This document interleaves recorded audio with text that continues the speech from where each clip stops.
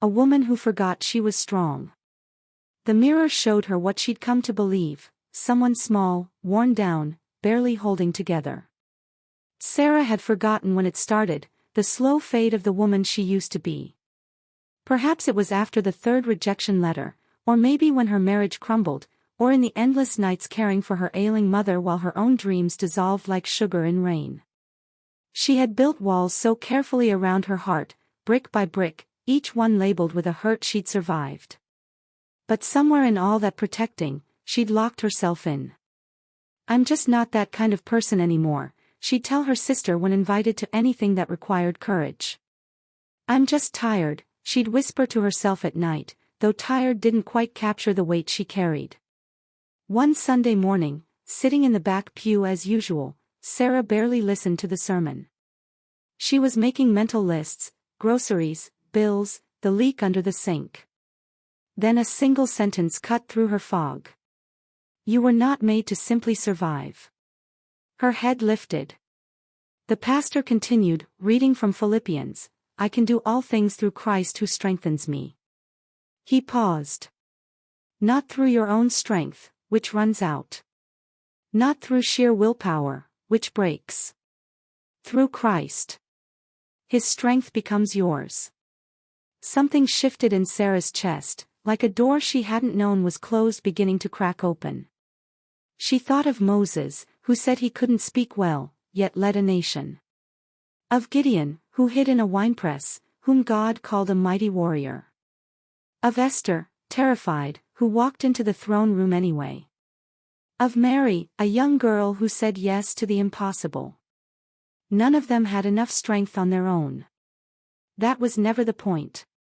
Over the following weeks, Sarah began to pray differently. Not the desperate, "Please help me survive today" prayers, but something deeper, "Show me who I am in you." The answers came quietly, persistently. When she was tempted to shrink back from a difficult conversation, she felt a whisper, "I have not given you a spirit of fear, but of power, love, and a sound mind." When exhaustion told her to give up on her neglected dreams, she sensed, "I will restore the years the locusts have eaten." She started small. She enrolled in one class toward the degree she'd abandoned. She had the hard conversation with her ex-husband about boundaries. She said no to her demanding friend and yes to coffee with someone new. Each step felt terrifying, but she was learning to recognize a different voice beneath her fear, one that said you can when everything else said you can't. Her sister noticed first. "You seem different. Lighter somehow." Sarah smiled. "I'm remembering something I forgot." "What's that?" "That I was never meant to do this alone. That the same power that raised Christ from the dead lives in me. Not because I'm special, but because He is. Not because I earned it, but because it's His gift." She looked at her sister with clear eyes. "I spent so long trying to be strong enough on my own. But I kept breaking because I was carrying things meant for broader shoulders than mine." His shoulders. Months later, Sarah stood before her bathroom mirror again.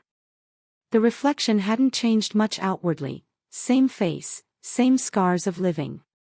But she saw someone different now. Not because she'd transformed into someone fearless and untouchable, but because she'd stopped trying to be. She was learning to be weak, so His strength could be made perfect in her weakness. She was learning to be honest about her limits, so His limitless power could work through her. She was learning that being strong in Christ didn't mean never falling. It meant knowing whose hands would catch her every time. The woman in the mirror was tired some days. Scared some days. Uncertain many days. But she was not crushed, not destroyed, not abandoned, not forsaken. She was held. She was seen. She was loved. And in Him, she was stronger than she'd ever been trying to be strong alone. Sarah whispered the words that had become her anthem, "When I am weak, then I am strong." And for the first time in years, she believed them.